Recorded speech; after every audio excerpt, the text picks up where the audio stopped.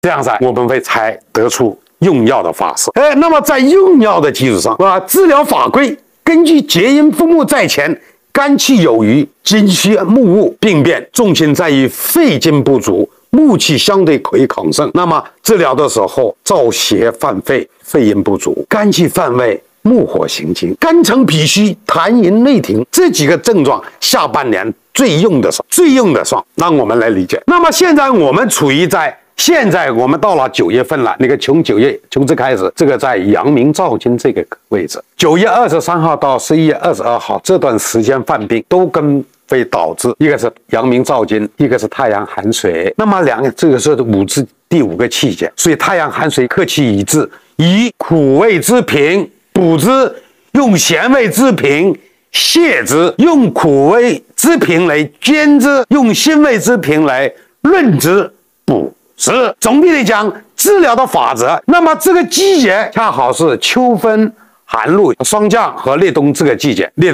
在这个季节过程当中，我们着重考虑这几个运气，这就我们得出结论。对于这个燥邪犯肺、肺阴不足呢，我们怎么去认定？就是说我怎么去用好这种处方？我怎么去理解它？其实有一个很简单的问题，实相是很重要。我们只要看到这个实相，基本上你就可以用这种处方了。那么这些所谓的症状呢，和一些问题呢，我们先别管它。首先第一个问题，我们要解决它的诊断，它就是说把它定在这个格局上面，那么就是实相的问题。这些主要的一些症状，大家都可能知道。它很多很相像，问题上症状相同，大就是怎么去辨别。我只要看到它这个实相了，我们就可以把它定在这个范围。这些所有的病都是跟燥气着上了它的津液引起的一个疾病，我们不要去看这么多，这是一个参照的一个症候，关键是我们要把它确定。首先说这些表现，身热、头痛啊、干咳、无痰啊等等。关键是我们要注意一个问题：凡湿红、苔薄、黄而干，是干少苔，你就记住这几个字。这几个字是最关键的环节，你就不会走错路了。你记住了它，你就知道怎么用药；你记住了这个问题、这些症状，你就一大堆就说出来了。他就是不说，你都已经知道这个实相定位了。脉象的问题呢？脉象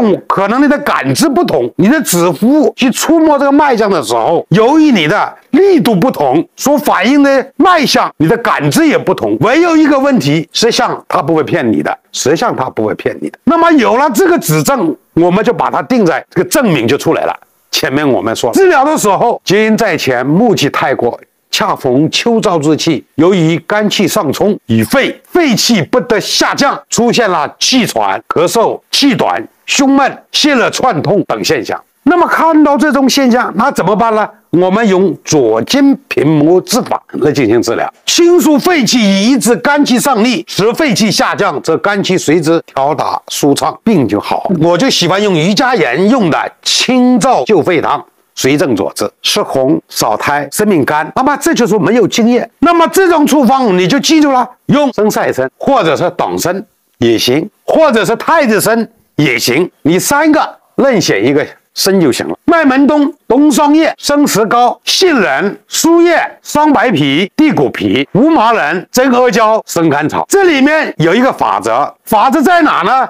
在这2位，这2位桑叶与石膏的用药的剂量比例在于这，它的桑叶一定要比石膏的剂量要大，石膏一般不超过18克。这里的苏梗、桑白皮和地骨皮，这就在这里形成了一个理念。桑白皮通常叫泻白散，那么苏梗呢，在这里呢理气开郁，这样去组合和杏仁组合，开郁能散结，不能化痰。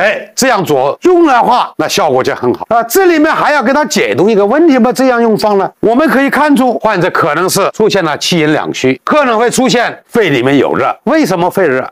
肺气虚会出现热象，是起了清虚润降之常，所以会干咳没有痰，气喘逆，口渴，鼻子干燥，肺气不降，出现胸膈满闷，甚至2个热间疼痛。他会告诉你热间疼痛，但如果我们没有实相的话，可能会从很多的角度，虽然是从肝治，比如说小柴胡汤加一些药，你不咳嗽吗？柴胡加干姜5味子好像很好，结果是这样吗？不是这样，因为它出现这个问题，所以我们要了解它的实相以后，是肝是面干少苔，是这红少苔，那么记住了，所以这就是要一气养阴啊！一气养阴，当然方法很多，只要你遵循这个法则，你怎么开药都行，不一定要学着我这个。但是你只要这个理法清楚了，才能得出一个结论。但是一定不能用辛香苦寒之品，要以一气养阴的甘寒之品。如果兼有一些齿痕时，我们可以在处方当中佐入黄芪和知母。如果看到这个色相，又有齿痕时，这两味药可以加入这个团队当中去解决这个问题。问题上，这个方药的剂量问题，我们重用桑叶较轻嘛，性寒，清能鲜肺燥，透邪外出，为君药。温燥犯肺，温者暑热宜清，燥盛则肝润，这肝需要用润的方法去解决。一时高，心肝而寒，息肺热。所以这个剂量上，关键是两者质量的剂量上你要记住。为什么呢？因为石膏虽是沉寒，但用量一定要轻于桑叶，你大于桑叶，它没办法透邪外出，这就犯了一个错误。方子你开准了，就是你重用了石膏，你就发生了问题。所以这样的话是金药之清净啊，没办法先发透邪外出。脉动虽然是滋润，但用量不及伤寒。我们又可以说，把这个不及于桑叶里面的剂量的大概在1半左右。你根据具体情况，精诚相伍啊，鲜中有清，清中有润，这是一个治疗的手段了。我们可以用瑜伽炎的这种处方来治疗。下半年如果出现湿质红、少苔、湿面干、少苔，那么你就有一张处方给大家用上。有很多不是说就是昨天吗？还是前天有一个血虚色相，手脚心灼热的，大家没有看出啊，这个湿质红少苔没有解决，所以他呢是气阴两虚，那么解决他的手脚发热或发痒，痒的受不了，那你就根据色相来解决嘛。所以说用这个方法，你不会看病，但你会看色相，看到这个色相出现这个，你用上这个药方，那就效果就得了。所以看色真很重要。你看人参呢，一气生津，人参甘草配毒生津，福麻仁阿胶能助脉动养阴润肺，肺得滋润，能治结有钱，就是说调理人体气血津液，它就能舒布起来。杏仁疏梗降气，桔梗苦降肺气，理气开郁而又能散结。这些药把它作为主药，那么前方主的有清有鲜有润有降，四法并用，左肩平目，气阴伤补，且先散不耗气，清热不上中，滋润而胸膈。这个方子很好用。再讲第二个，结阴在前，肝气犯胃，木火行金。这种情况下，由于肝气太过了，反为乌金引起的咳嗽、哮喘，患者因为郁怒伤肝，情志郁化火而上，或者说肝经有热，咸精上逆犯肺，导致的肺色肃降引起的咳嗽、哮喘。这种病往往都是实症啊，肝肺同病啊。肝病在先有肝病，因为今年的运气在这，双犯及肺，形成了木火行金之故，或者是灼伤了肺络，出现了出血如注、咳血、吐血，一般往往都很危险。如果你没有掌握这个妙道，那麻烦是有存在呀。那我们怎么去界定它肝气犯肺而木火行金呢？病的症状大致上很相同，症状基本上都是这样。有一个问题，这种现象，它的痰啊可能会黄稠、腥臭，它咳出的痰啊特别腥臭，记住这一点。咳嗽振作，气力过痰不爽，甚至咳出鲜血，或见胸胁胀痛，散太息，急躁易怒，头晕，眼睛红，烦热口苦，女性的乳房胀痛，月经不调等等。如果一看到烦热口苦、大便干结、大柴胡糖，好像很僵胀，糟糕，这就出问题了。是这样的吗？不能这样的。所以我们会看到是尖边红、是苔薄黄，把这个记住。那我们要分析，结阴在前，因于肝气犯胃，是吧？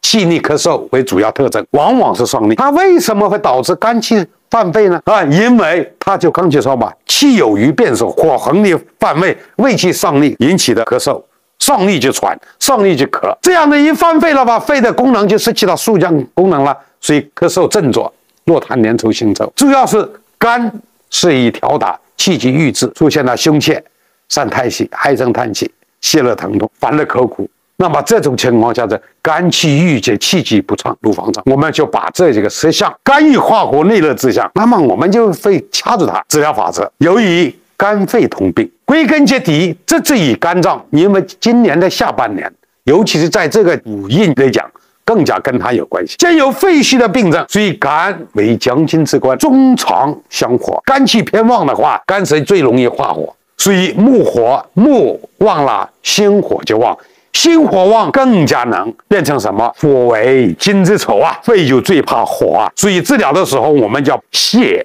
这个火，也要干嘛？清邪肝火，清降肺气为主要手段。所以我们有一句话说，清金治木的手法，配伍的手法就清金治木的手法。所以我们会善用这个清金化痰汤，随针做治。那么我们看一下这张处方，怎么来解决它的问题？首先，气阴两虚，肺气虚，黄芪和知母组合，气阴用枯黄芪能通胃气，能通腑气。这个黄芪有分，有调芪，它往往是和解瘙痒之气。那么这个枯芪呢，能清肠胃里面的结气。金荞麦就能清热解毒，活血化瘀，专门治疗痰吐出来的腥臭味，或者是它的气透出来的气是腥臭味的。那么金荞麦是围毒的选择，桑白皮、敌固皮在这里是左金平木的一个配伍手法，清肺热。这个过程在这个药物配伍当中，左上一个脉动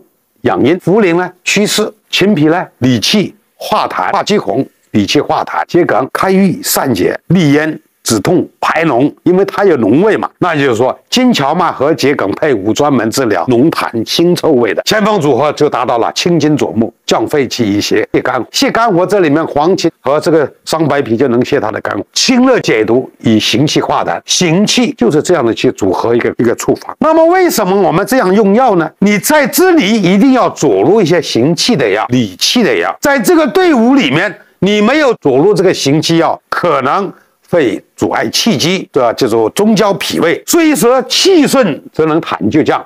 这里面橘红是不能丢的，茯苓是健脾渗湿，湿气了痰就能消。更以金荞麦、桔梗清热涤痰，宽胸散结，又能解毒，清除这个浓臭之黄痰、稠痰、黏痰。黄芪、麦冬、知母益气养阴，清热润肺者，又能清热润肺止咳。